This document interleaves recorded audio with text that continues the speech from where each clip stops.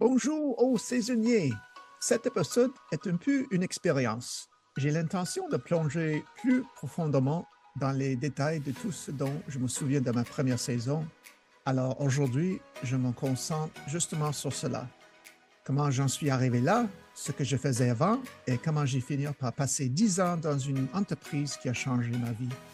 C'est une partie pour des raisons personnelles que j'ai décidé d'écrire ces lignes pour laisser quelque chose derrière moi, une trace de ce qui s'y passait au début. Avant le Club Med, j'ai travaillé à Guarantee Trust, puis à Central Guarantee Trust à Westmount au Québec. Je suis resté presque 5 ans. Pour ceux qui ne connaissent pas, Westmount est depuis longtemps l'une des enclaves les plus riches du Canada, autrefois la communauté la plus riche du pays et toujours l'une des plus riches en dehors de Toronto, Vancouver et Calgary. Jusqu'au Club Med, travailler à la société fiduciaire était le meilleur emploi que j'ai jamais eu. Je l'aimais vraiment. Curieusement, c'était le terrain d'entraînement parfait pour l'esprit du Club Med. J'avais d'excellents rapports avec nos clients les plus extravertis et si je n'ai jamais dépassé les bornes, j'ai toujours su avec qui je pouvais plaisanter. Un client pouvait dire je dois entrer dans ma boîte en faisant référence à son coffre-fort. Je fais une pause et réponds je ne pense pas que vous rentrez, mais nous pouvons essayer. Ou encore, une personne effectuant un retrait peut dire je voudrais des grosses coupures, s'il vous plaît. Je répondais d'un ton impassible. Tous nos billets sont de la même taille, monsieur. Parfois, avant l'ouverture de l'agence à 9 heures, je faisais retenir de la musique de Noël en juillet, juste pour rire. Les vendredis après-midi, je faisais des imitations légères de nos habitués et mes collègues essayaient de deviner qui j'imitais. C'était un travail entreprise, certes, mais nous nous amusions. Je me souviens avoir vu un jour à la télévision une publicité pour le Club Med. Un homme avançait dans le blizzard, la neige lui foutant le visage. L'écran est devenu noir et les mots sont apparus. Club Med. Pouvez-vous imaginer une semaine? Oh oui, je peux. Après avoir bravé les hivers montréalais, ce message a fait mouche. Mais je ne savais toujours pas ce qu'était le Club Med. L'un de nos clients à la société fiduciaire était Mod Serre, dont le propriétaire est un employé nommé Jean-Luc, étaient tous deux d'anciens JO. Jean-Luc avait l'habitude de me raconter des histoires sur son temps au Club Med, des histoires impliquant des animaux dans les chambres des clients ou la découpe d'un trou dans la scène pour surgir au milieu du spectacle et surprendre le chef de village. Je n'avais aucune carte de référence et ces histoires me semblaient être des rêves éveillés. Ce n'est que lors de ma première saison que j'ai compris Jean-Luc avait été animateur. J'étais sur le point de devenir directeur adjoint lorsque la banque pour laquelle je travaillais a été vendue à la banque TD. Inquiet de perdre mon emploi, Jean-Luc m'a suggéré de m'inscrire au Club Med. Le processus d'inscription m'a semblé étrangement précis et un peu secret. Tout devait être parfaitement en ordre jusqu'à l'endroit où les photos étaient découpées. J'ai tout envoyé et je n'ai pas eu de nouvelles pendant des mois. Finalement, j'ai perdu mon emploi à la société fiduciaire. Quand j'ai dit à Jean-Luc que le Club Med n'avait jamais répondu, il a passé un coup de fil et du jour au lendemain, j'ai obtenu un entretien. Avant que je ne parte, Jean-Luc m'a donné un conseil essentiel. Quoi que tu fasses, ne porte pas du costume. Cela m'a troublé un peu. J'avais porté un costume tous les jours pendant 5 ans. C'était une seconde nature. Mais il m'a expliqué que le Club Med recherchait des personnes libres de leur mouvement qui n'étaient pas liées à la culture entreprise. J'ai donc pris un risque et j'ai opté pour une tenue décontractée. L'entrevue s'est déroulée au Dundee's de la rue Crescent, au centre-ville de Montréal. Il m'a fallu des décennies pour me souvenir du nom de la personne qui l'a mené. Il s'avère que ce n'était autre que Jimmy Demopoulos. Quelques autres candidats attendaient. L'un d'entre eux est entré en costume complet. Je me suis murmuré à voix basse. Oh non, Je ne me souviens pas de chaque mot de ma conversation avec Jimmy, mais j'ai eu l'impression de me trouver dans l'épisode de Seinfeld où George se traînait avec M. Penske des réponses vagues et énigmatiques. Je suis sorti dans le brouillard en me pensant tout dans la tête. Il a dit que j'avais le poste, n'est-ce pas? Il a dit, vous devez enlever vos lunettes du soleil quand vous parlez à un invité. Cela signifiait que je suis embauché, n'est-ce pas? Quelques semaines plus tard, devenait officiel. Je me rendais aux îles Turks et Caicos pour ma toute première saison avec le Club Med. Merci encore, Jimmy Demopoulos. Cette entrevue a tout changé. N'hésitez pas à consulter l'interview de Jimmy sur My First Season. Il a raconté l'une des histoires les plus drôles de première saison, impliquant un compagnon de chambre. Je devais devenir l'une des premières géos à occuper le poste du gestionnaire du plongée sous-marin, une fonction nouvellement créée à l'époque. Avant 1994, la plongée sous-marine au Club Med était gratuite, mais avec le passage à des expériences de plongée payantes, il avait besoin de quelqu'un pour gérer la comptabilité. Compte tenu de mon expérience dans le secteur bancaire et de ma certification NAUI Open Water en plongée bouteille, ils ont estimé que j'étais le candidat idéal. À l'origine, j'avais postulé pour être un géo de banque, mais comme il n'y avait pas de poste disponible, on m'a proposé le poste de gestion scuba. Comparé à mes responsabilités au sein de la société fiduciaire, ce travail n'était pas stressant. Le principal défi, l'ennui. Lorsque les bateaux de plongée étaient de sortie, ma seule tâche consistait à m'asseoir dans la cabine de plongée et à surveiller la radio en cas d'urgence. Ce n'était pas vraiment un travail sous pression, à moins que quelque chose ne se passe mal, ce qui n'est pas arrivé. Mon vol de Montréal était prévu tôt le matin du 4 juin 1994 et je n'avais pas fermé l'œil de la nuit précédente. Mon frère Chris et mon ami Marc avaient insisté pour m'amener fêter, ou plutôt faire la fête, ma dernière nuit avant de partir pour cette nouvelle aventure. Entre celle-là et une bonne dose de nervosité, le sommeil n'était pas au rendez-vous. C'est alors que survint un rebondissement inattendu. Le Club Med m'a fait voyager en première classe. Comme c'était mon premier vol avec eux, j'ai naturellement pensé que c'était la norme. Ce n'était pas le cas. Quelques jours après mon arrivée, la nouvelle s'est répandue que j'avais voyagé dans le luxe et disons que cela a fait foncer les sourcils des géo-vétérans. Mon itinéraire, le vol USA Air 449 de Montréal à Pittsburgh, puis le vol 1104 pour Miami et enfin le vol 12 pour Providenciales. Aussi glamour que la première classe puisse paraître, elle s'accompagnait d'un piège, un code vestimentaire strict en raison du billet à tarif réduit. Selon la compagnie aérienne, les hommes voyagent en première classe doivent porter un costume d'affaires ou un manteau de sport et un pantalon coordonné avec une chemise et une cravate. Sérieusement? Après 5 ans dans une société fiduciaire, j'échappais enfin à la grissée de l'entreprise et soudain, je me retrouvais de nouveau en costume de singe. Pour rendre la situation encore plus ridicule, je me rendais aux îles Turks et Caicos en juin. Atterrir par une chaleur de 30 degrés, habillé comme un banquier d'affaires, ne faisait pas partie de mes rêves. Et pour faire monter l'intensité émotionnelle, toute ma famille s'est présentée à l'aéroport pour m'accueillir. Cet adieu a été plus dur que je ne l'avais imaginé et, soudain, tout m'a semblé très réel. Après avoir passé les formalités d'immigration à Provo, j'ai posé les yeux sur mon tout premier JO. Et quelle introduction! Qui était le premier JO que j'ai vu? Il avait le bronzage le plus profond que l'on puisse imaginer et un sourire d'une blancheur si aveuglante qui rivalisait pratiquement avec le soleil des Caraïbes. Il m'a accueilli avec un charme facile et m'a indiqué le taxi qui m'amènerait au village. Je suis monté à l'avant avec le chauffeur, complètement seul, et je me souviens avoir pensé qu'il roulait terriblement vite pour 7 heures de la nuit. Mais honnêtement, cela n'a fait qu'ajouter au sentiment d'aventure. Je suis finalement arrivé au village vers 21h30, juste à temps pour le spectacle du soir.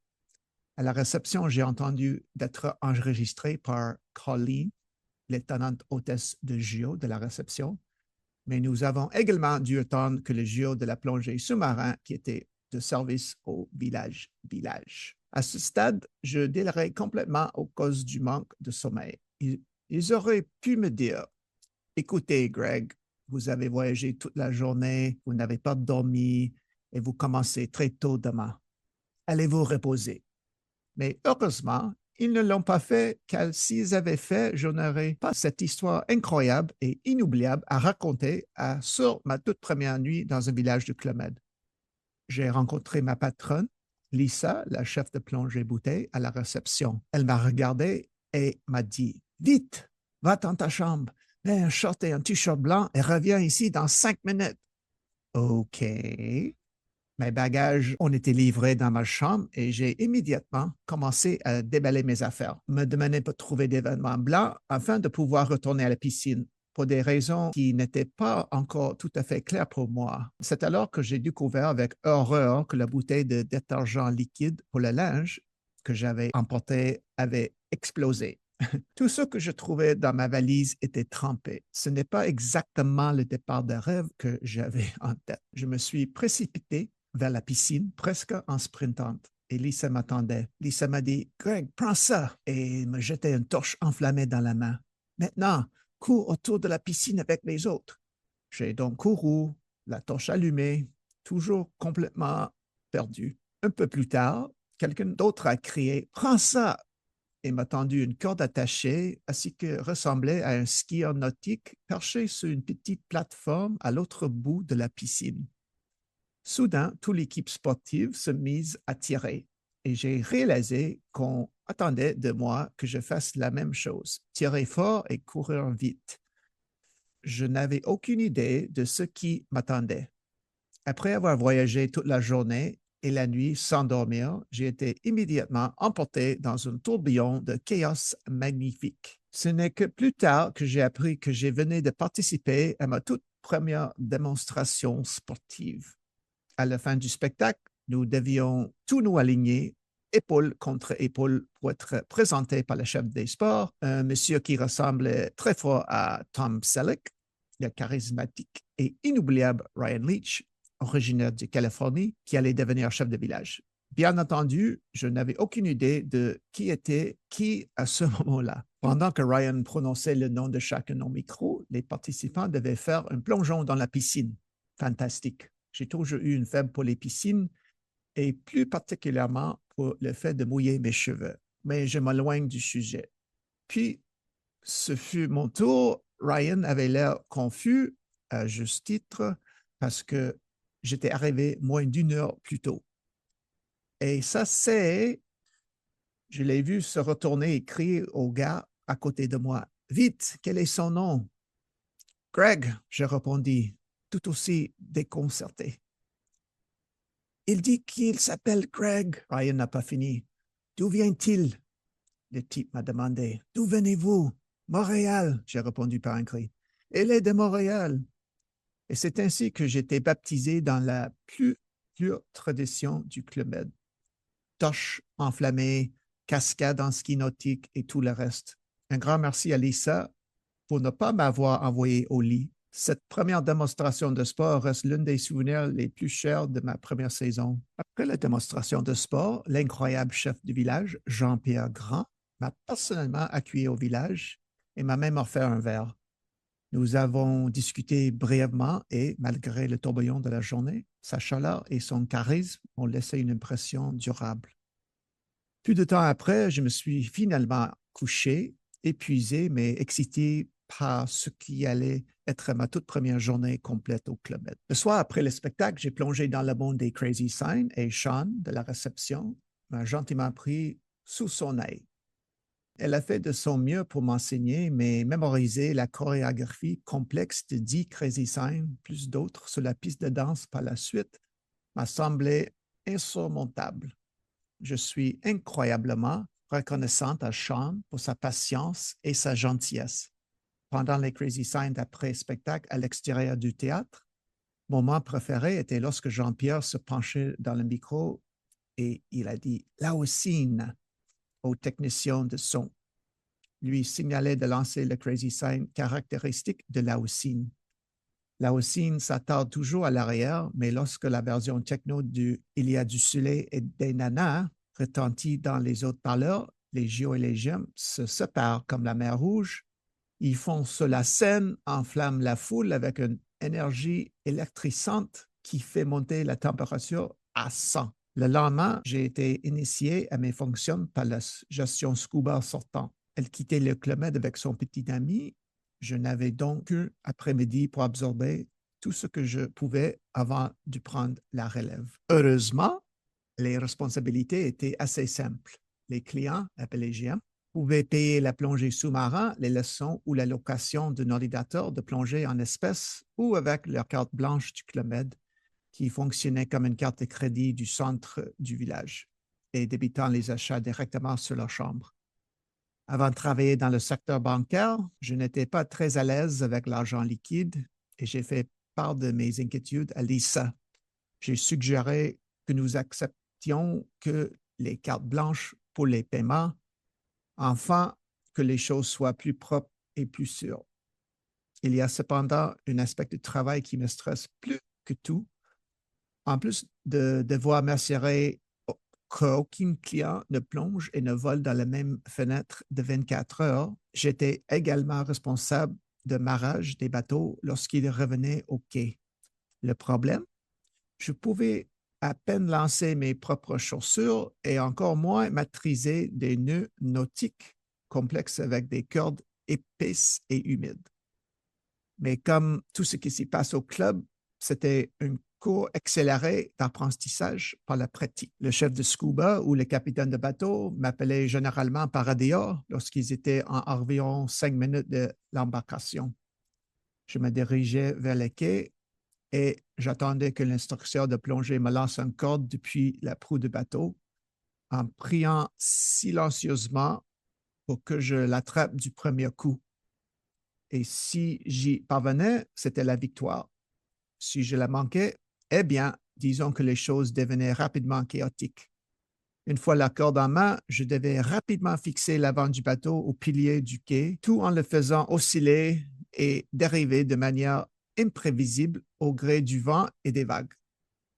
Cette seule tâche était déjà éprouvante, mais le fait de la réaliser sous la pression d'un capitaine de bateau n'a fait qu'augmenter les enjeux. Un capitaine en particulier, un Australien dur à cuire, m'a le plus stressé.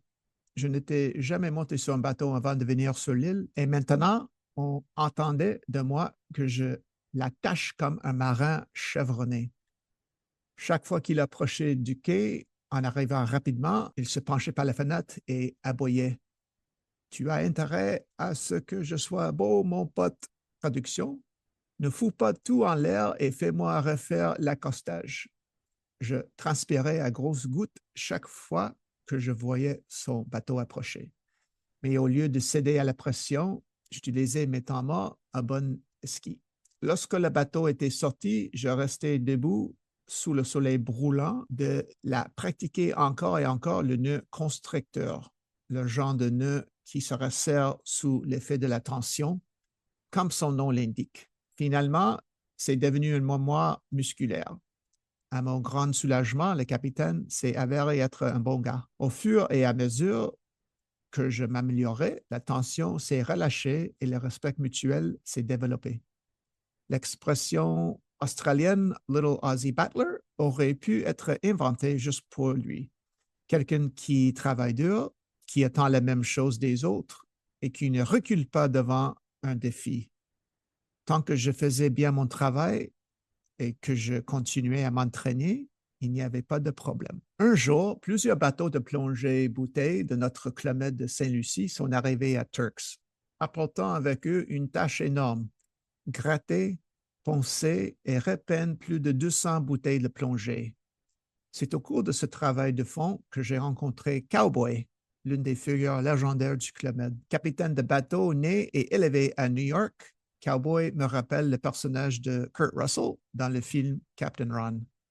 Une personnalité charismatique plus grande que nature. Nous nous sommes immédiatement entendus.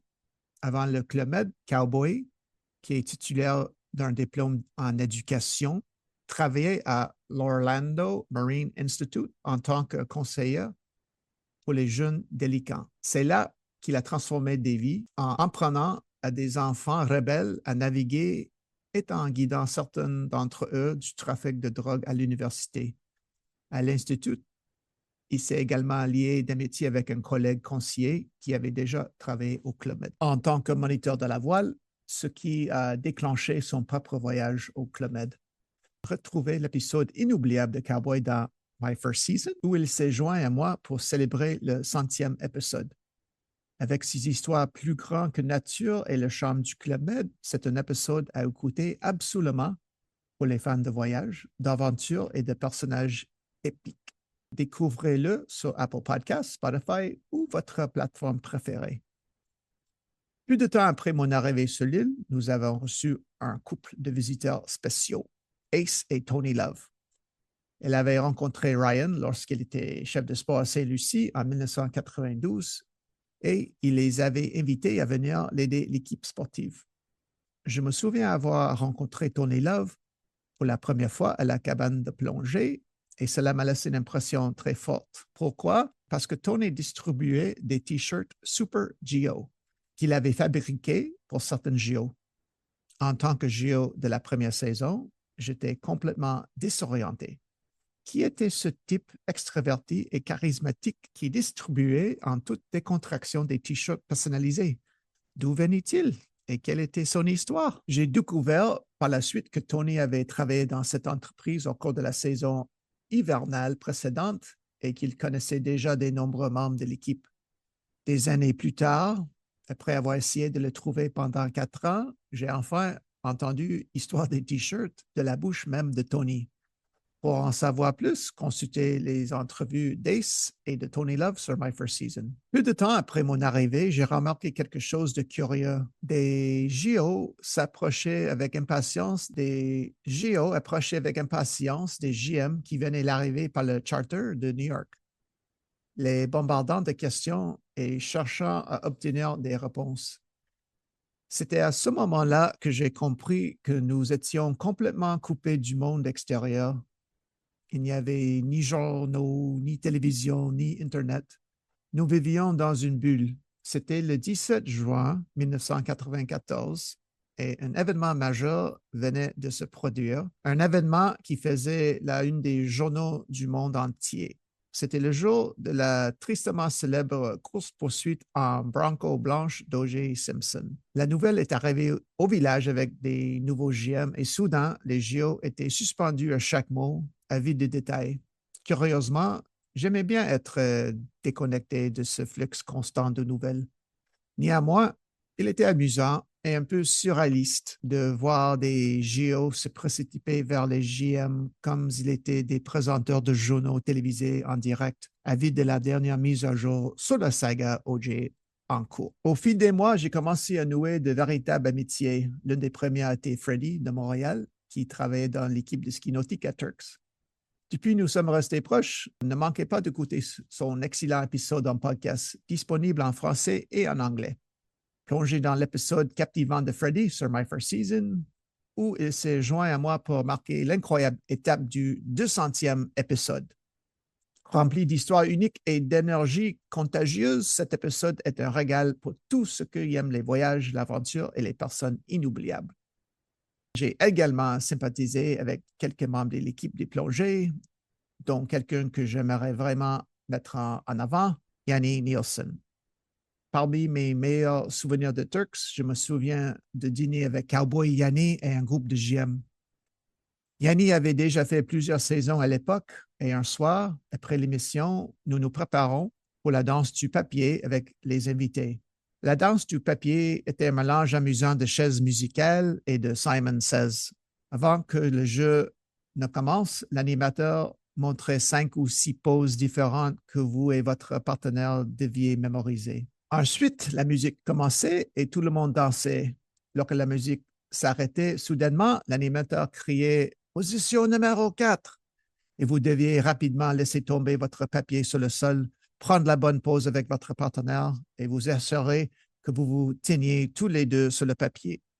Le dernier couple a effectué le mouvement où celui qui se trompait était éliminé. Le jeu se poursuivait ainsi jusqu'à ce qu'il ne reste plus qu'un seul couple. Yanni m'a pris à part et m'a donné un conseil que je n'ai jamais oublié. Il m'a dit, la danse du papier, les concours de limbo, le gang de 8, ce sont des choses que tu feras encore et encore si tu restes au Club Med. Vous risquez de vous en laisser. Mais si vous commencez de votre première saison avec l'idée que ce sont les moments les plus amusants et les plus excitants de votre journée, si vous les traitez comme tels et si vous stimulez l'esprit de compétition, vous finirez par les aimer. Et Yanni avait tout à fait raison. Au cours des saisons suivantes, je me souviens avoir transformé le concours de limbo en une véritable épreuve de force entre des JO. J'organisais même des répétitions secrètes avec des JM et je recherchais des invités courts et flexibles dès le jour de l'arrivée en planifiant une semaine à l'avance, juste pour avoir un avantage sur les autres. Une autre histoire que j'aimerais partager au sujet de Yanni se déroule bien après notre séjour au Club Med vers 2008, mais je ne suis pas sûr de l'année. Il m'a appris une leçon importante de ne pas laisser ses responsabilités actuelles l'empêcher de renouer avec son passé et les personnes qui lui ont donné un sens. À ce moment-là, Yanné était devenu mécanicien du bord d'un yacht de luxe et devait accoster dans le vieux port de Montréal. Nous ne nous étions pas vus depuis 1995, mais nous étions restés en contact par courriel. Il m'a écrit pour me dire qu'il sera en ville et m'a demandé si je voulais le rencontrer. À l'époque, je travaillais à temps plein à l'Université Concordia et j'y travaille toujours. Et j'étais également l'étudiant à temps partiel et je le suis toujours. J'étais épuisé après une longue journée de travail et de cours. L'idée de sortir dîner et boire un verre un soir de semaine m'était complètement étrangère maintenant. J'ai commencé à calculer mentalement l'heure à laquelle je rentrerais, le peu de sommeil que j'aurais et toutes les raisons pour lesquelles je devrais refuser. Heureusement, j'ai fait taire cette voix dans ma tête et je suis allé le retrouver au Vieux-Port après le travail. Nous avons eu un dîner fantastique et partagé tant de rire que c'était comme si le temps ne s'était pas écoulé. Bien sûr, j'étais fatigué le lendemain, mais quelques mois plus tard, j'ai appris le décès soudain de Yanni. J'étais dévasté. Cette nuit-là est devenue encore plus importante. Je me dis souvent que cela aurait été bien pire si je l'avais laissé tomber. La culpabilité sera restée à moi pour toujours. Je suis très reconnaissante d'avoir fait cet effort car cette nuit-là m'a permis de garder un dernier souvenir d'un ami très cher et que je chéris toujours. Alors, si un ancien géo vous tend la main ou si vous avez entendu dire que quelqu'un avec qui vous avez partagé une saison passe par la ville, prenez le temps. Allez-y, parce qu'on ne sait jamais si c'est la dernière fois qu'on les voit. Repose en paix, Yanni. Le rythme effréné des tâches liées à la plongée au Club Med Turks m'a laissé complètement épuisé. Me réveiller à 6 heures tous les jours, travailler sans relâche et répéter jusqu'au petit matin, jour après jour, m'a poussé dans mes derniers retranchements. Au cours du premier mois, je n'ai dormi en moyenne que 4 heures par nuit. L'épuisement était si profond que matin, dans la brume du manque de sommeil, j'ai réussi à me planter un peigne directement dans l'œil. Normalement, les yeux clignent par réflexe pour se protéger. Les miennes n'ont même pas bronché. J'étais en train de me peigner quand une douleur aiguë m'a retraversé sans avertissement, juste un rappel puissant de ma fatigue. Au début de ma saison, j'ai croisé Johnny Scuba. Ne manquez pas l'épisode avec lui sur ma première saison. Et je lui ai demandé ce qu'il faisait quand le bateau de plongée de 14 heures approchait à grands pas. Je vais faire une sieste de 16 minutes, dit-il. 16 minutes? T'es fou, c'est impossible. J'ai répondu. Tu verras, le bleu. Des mots plus vrais n'ont jamais été prononcés. Je n'avais jamais pu faire de sieste auparavant, même si ma vie en dépendait. Mais je me suis rapidement converti. Je ne pouvais toujours pas faire du sieste pendant la journée, mais une fois que le spectacle nocturne commençait à 22 heures, je courais dans ma chambre, je mettais une alarme pour 25 minutes et je m'effondrais. Puis je revenais au théâtre en marchant comme un zombie. Tous les JO qui l'ont fait une saison sont probablement en train de rire parce qu'ils savent que faire une courte sieste, ce que soit pendant la journée ou la nuit, est la pire idée qui soit. Bien sûr, cela aide votre corps, mais au réveil, vous avez l'impression d'avoir dormi pendant un siècle et que quelqu'un vient de vous déterrer. Mon seul remède contre le brouillard qui suit la sieste, une canette entière de Coca-Cola et 2 sachets de sucre déversés directement dans ma bouche avant d'être avalé. Le Red Bull avait été inventé 7 ans plus tôt, en fait, mais je n'ai jamais aucune idée de son existence. Ce mélange de Coca-Cola et de sucre, c'était ma boisson énergisante maison. En parlant de spectacle, l'une de mes préférées de tout le temps était Tabou, le projet du chorégraphe John Rodriguez, qui repose en paix. Avant le Club Med, je n'avais pas beaucoup dansé, alors essayer de maîtriser une chorégraphie complexe tard dans la nuit n'était pas une mince affaire. Comme je le dis toujours, j'aime les spectacles, je n'aime pas les répétitions. Cela dit, l'un des moments les plus drôles que j'ai vécu au Club Med se produit pendant l'une de ces répétitions. Nous étions dans le studio de danse et d'aérobic tard dans la nuit lorsque quelqu'un a réparé le plus gros papillon de nuit que j'ai jamais vu de ma vie, de la taille d'une mitaine d'attrapeur.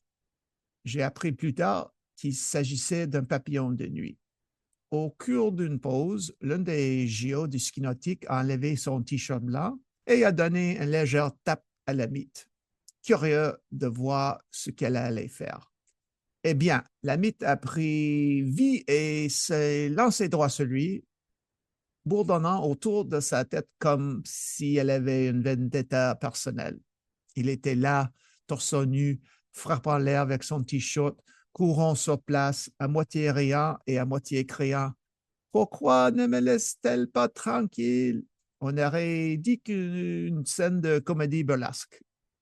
Sans cette répétition nocturne, j'aurais manqué l'une des choses les plus drôles auxquelles j'ai assisté pendant mes années au Club Med. Un autre spectacle que j'ai beaucoup apprécié, c'était le spectacle JM qui se tient au bord de la piscine pendant le dîner. De temps en temps, nous transformions les abords de la piscine en un lieu de restauration en plein air et installant des tables et des chaise sous les étoiles pour un grand barbecue. Cela a changé de la routine habituelle qui consistait à manger au restaurant et à se rendre au théâtre pour le spectacle du soir. Pendant que les invités dînaient sous les étoiles, Claude Gamache, notre incroyable, drôle et talentueux géo du golf, découvrait son épisode en français et en anglais, montait sur scène et interprétait son numéro fétiche I'm the real Tarzan, je suis le vrai Tarzan. Cela ne manquait jamais de faire vibrer la salle. Claude était un géo du premier ordre et je me souviens très bien qu'il nous disait à quel point ces soirées étaient spéciales. La façon dont l'équipe du géo pouvait se mobiliser pour servir un dîner à 600 personnes et construire de toutes pièces une scène au bord de la piscine, c'est un genre de magie qui rend le Club Med inoubliable. Le même soir, je me suis retrouvé à discuter avec Steve Cohn, le gestionnaire du village, lorsque sa femme brésilienne, Juca, est passée en patin à roulette devant nous avec un charme sans effort. Voir l'entrevue de Steve et Juca, s'il vous plaît. En tant que responsable de la gestion de la plongée, je rendais compte à Steve tous les mois.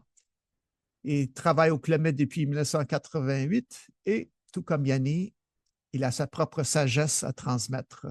Ce soir-là, il m'a encouragé à m'imprégner de l'esprit du Club Med, à profiter de chaque instant, car ces moments sont fugaces et c'est précisément ce qui rend cette expérience si unique et si mémorable. En ce qui concerne les moments mémorables, l'un des plus importants de cette saison a été le mariage de notre chef de village, Jean-Pierre Grand, et sa femme Kimi.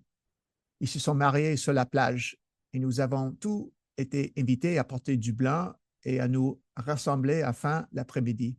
En tant que géo, de la première saison, je pensais sincèrement que cela faisait partie de l'expérience du Club Med, des chefs de village qui se mariaient dans leur station.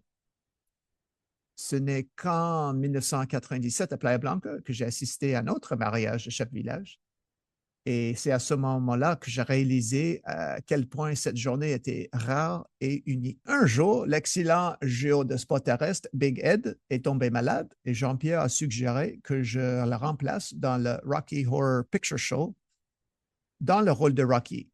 Je dois probablement préciser qu'à ce moment-là, je n'avais jamais vu le film. Mon costume, une sorte de pagne blanc et c'est tout. Nous organisions des spectacles de Rocky Horror à minuit pendant les semaines spéciales et c'est rapidement devenu l'une des expériences les plus déstabilisantes et inoubliables de ma saison.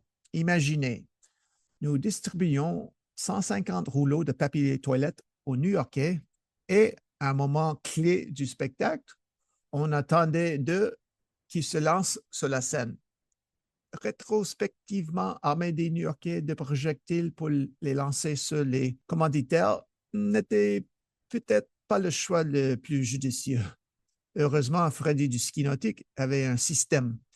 Il gardait toujours 2 rouleaux sur lui. Si un gemme se montrait un peu trop enthousiaste, Freddy en lançait un autre dans les chevrons, attirant les yeux du GM vers le haut, puis le frappait entre les 2 yeux avec le second. C'était à la fois un art et un mécanisme de défense. Steve, le gestionnaire, jouait le rôle du narrateur et jouait sagement depuis un cage, à l'abri de l'assaut aérien des rouleaux de TP. C'était de la folie absolue. Les spectacles de minuit étaient difficiles, surtout après une journée de travail et quelques heures de sommeil, mais avec le recul, ils étaient magiques. Comme c'était mon premier spectacle et que Rocky n'a pas de répliqué ni le segment de synchronisation labiale, mon seul travail consistait à rester debout et à faire bonne figure. Ensuite, nous faisions entrer la foule dans la boîte de nuit et faisions durer la fête jusqu'au petit matin. Lorsque je suis arrivé à la cabane à voile tôt le matin du 14 juillet, on m'a entendu une boîte de 1000 serviettes et un énorme sac de farine. J'ai cligné 2 yeux. Quoi? Pas d'explication, juste un tas géo très occupé et très excité qui s'agite dans tous les sens. Finalement, quelqu'un m'a expliqué que c'était le jour de la Bastille, la fête nationale française qui commémore la prise de la Bastille le 14 juin 1789. Pourtant, je n'avais aucune idée de ce qu'il fallait faire avec des serviettes et de la farine. Enfin, jusqu'à ce que je vois de l'équipe d'animation avait construit sur la plage. Une énorme forteresse faite des bâches de 2 par 4 et de beaucoup de peinture. Notre mission était simple, défendre la forteresse. Les GM armés de bombes à farine, fabriquées en mettant des poignées de farine dans les serviettes et en les attachant, devaient prendre d'assaut le château. L'équipe de plongée, manifestement des vétérans de cette folie, avait même construit un canon de fortune à l'aide d'une bouteille de plongée et d'une longueur du tuyau en PVC. Le canon n'a pas vraiment fonctionné. La plupart des serviettes piégées ont explosé dès qu'elles ont quitté le tuyau, créant une bouffée de farine qui ressemblait plus à un accident de boulangerie qu'à un chaos de champ de bataille. Pourtant, c'était glorieux. Le soleil, le sable, les cris de rire des gendarmes qui chargeaient notre château, tout cela ressemblait à quelque chose entre une escarmouche de colonie de vacances et un théâtre historique. De tous les jours de la Bastille que j'ai vécu pendant mes années au Club Med, le premier à Turks reste mon préféré. C'était le Club Med à l'état pur, spontané, ridicule et totalement inoubliable. Quand je ne fabriquais pas de bombes de farine dans la cabine de plongée, j'avais pour la compagnie la mascotte de la plongée, Scooby, un chien des îles avec lequel j'adorais jouer. Le seul avantage de passer autant de temps à la cabine de plongée était la possibilité de nager avec Jojo, le dauphin sauvage qui venait occasionnellement nous rendre visite. Mon histoire préférée avec Jojo s'est déroulée la toute première fois que je l'ai vu. Le bateau de pique-nique revenait un après-midi Peu de temps après mon arrivée à Turks, et quelqu'un a mentionné que Jojo aimait suivre le bateau à l'arrière. Je faisais de la plongée masque et tuba avec un géo de la boutique et j'ai suggéré que nous nous placions entre le bateau et le dauphin dans l'espoir de le voir de plus près. Alors que le bateau nous dépassait lentement, nous avons nagé dans son sillage en scrutant l'eau. C'est alors que Jojo est apparu. Lorsqu'il nous avoue, il s'est mis à la verticale, toujours sous l'eau. Son visage semblait figé dans un sourire enjoué. Mais ce comportement soudain, presque humain, a fait sursauter le géoboutique qui a rapidement nagé derrière moi pour se protéger, m'utilisant comme une bouclier humaine. Jojo est resté à la verticale, se contentant de nous observer, et je dois admettre que voir un dauphin sauvage comme ça pour la première fois était un peu troublant. En essayant de mettre de la distance entre elle et le dauphin, elle a fini par me pousser vers lui, ce qui m'a fait paniquer. Finalement, personne n'a été blessé et c'est devenu une histoire drôle dont nous avons souvent ri. Après cela, Jojo et moi sommes restés calmes. J'ai nagé avec lui de nombreuses fois au cours de 6 mois suivants et j'ai même eu la chance de la caresser doucement. C'était magique, l'une des expériences inoubliables du Club Med qui ont rendu mon séjour si spécial. Pas un après-midi calme et sans histoire, j'étais assis dans la cabine de plongée, la radio en fond sonore, lorsque Stinky, de son vrai nom Dan, l'un des géos de Sport Terrestre, est entré dans la cabane. Nous étions tous les deux en train de tuer le temps. Soudain, une vieille chanson des années 70 a commencé à être jouée. Stinky s'est assis à côté de moi, a commencé à chanter et je l'ai rejoint. Il avait une belle voix et se produisait souvent dans les spectacles du soir, ce qui n'était pas mon cas. C'était l'un de ces moments simples et précieux. Deux gars sur une île ensoleillée, heureux d'être en vie, chantant sur une chanson qui nous faisait du bien. Des années plus tard, je ne me souviens pas exactement quand ni où j'étais, j'ai appris la nouvelle du décès de Stinky et de sa petite amie. Cette perte m'a frappé de plein fouet. Elle a frappé durement tous les membres de la famille du Club Med. Ils étaient le genre de personnes qui laissent une empreinte durable, inoubliable, même dans les plus petits moments. Alors que j'essayais de diriger la nouvelle, je me suis accroché à ce souvenir que nous partagions. Mais j'ai un beau essayé, je n'ai pas pu me rappeler le nom de la chanson que nous avions chantée ce jour-là. Je n'avais qu'un vague souvenir du refrain. Oh, oh, oh. Pas de paroles, pas de titre. J'ai cherché en ligne pendant des années, parcourant les sites de paroles, écoutant la radio, espérant que me reviendrait d'une manière ou d'une autre. Mais je n'ai rien trouvé. À partir de 1994, je n'ai plus jamais entendu cette chanson. Comment est-ce possible? Je me suis dit que je pouvais juste entendre cette chanson une fois de plus, alors peut-être que ce moment ne serait pas perdu pour toujours. Puis, le 24 mars 2010, 16 ans plus tard, c'était arrivé. J'étais dans un magasin vers 18h30 lorsque je me suis soudain figé. Cette chanson passait sur les autres parleurs du magasin. Mes mains ont commencé à trembler. J'ai sorti un stylo et du papier de mon sac en essayant de saisir les paroles à travers le système sonore étouffé. Les autres parleurs du plafond étaient difficiles à attendre, mais j'ai ensuite remarqué que la chanson était également diffusée par le téléphone de la caissière. J'ai dû avoir l'air ridicule, penché sur le téléphone, l'oreille collée à l'appareil, griffonnant les mots que je parvenais à déchiffrer. La journée du travail qui suivit me parut interminable. Dès que j'ai pu, j'ai cherché les paroles en ligne. Mon cœur battait la chamade lorsque le résultat est apparu. J'ai cliqué sur le lien YouTube et c'était là. We Just Disagree de Dave Mason.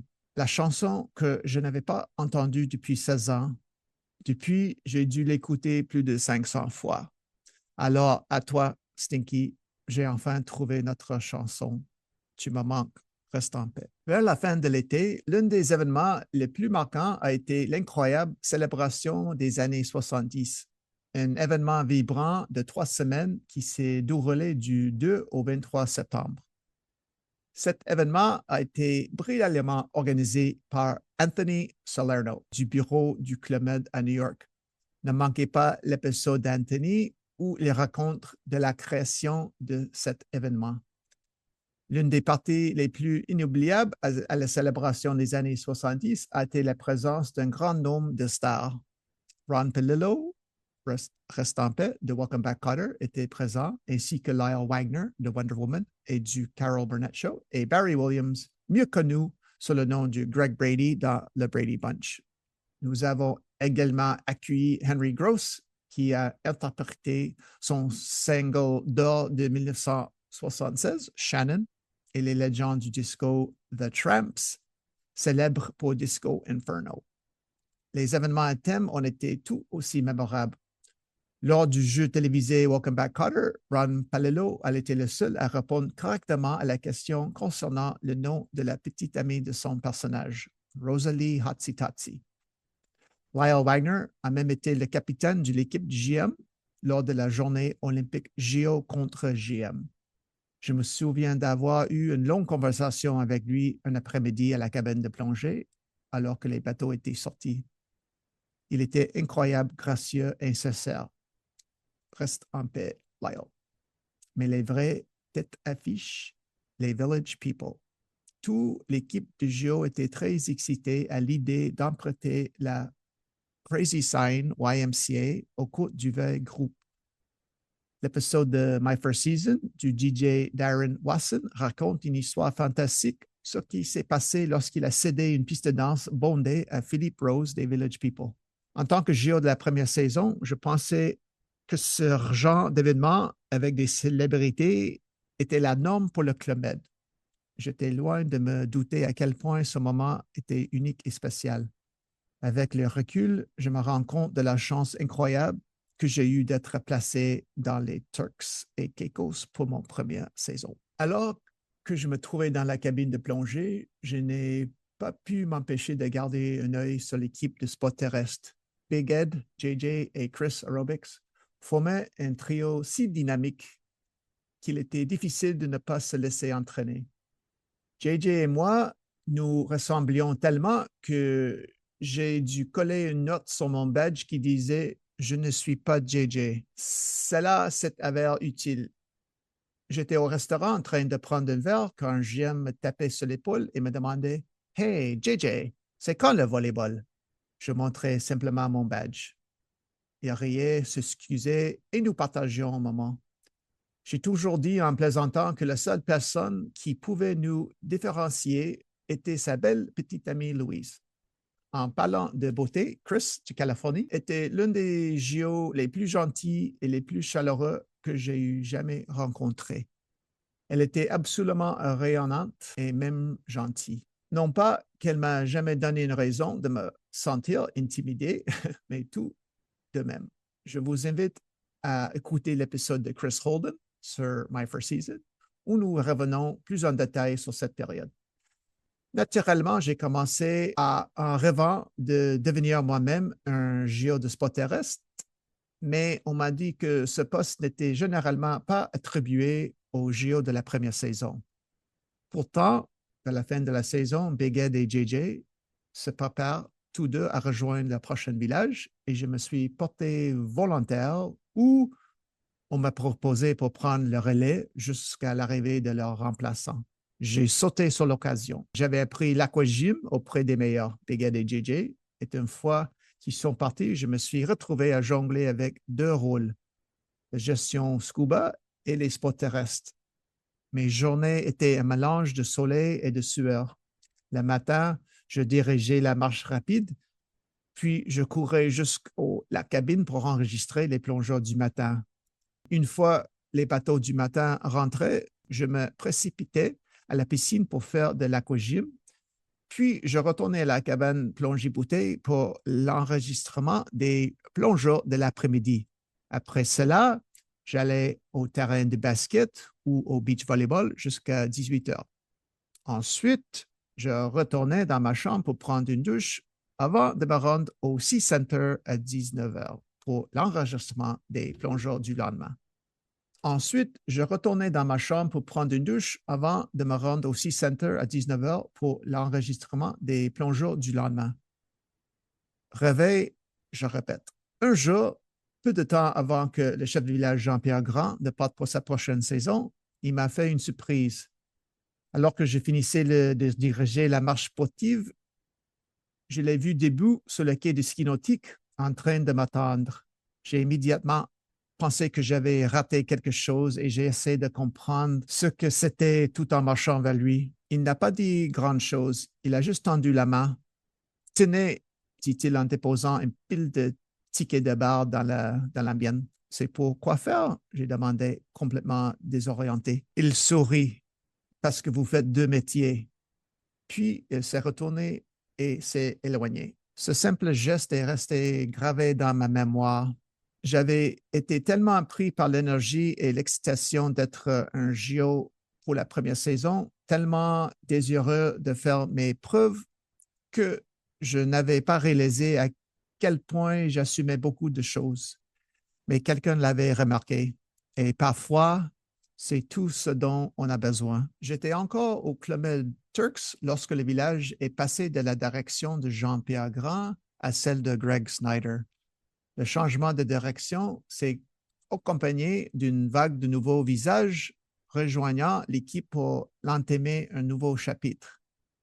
Comme mon départ approchait, j'ai commencé à régler les derniers détails, notamment en cédant mon réveil à Melissa Cuevas, un géo de la boutique. Turks était aussi sa première saison et je vous encourage à écouter son épisode. Le jour de mon départ a été doux et mai.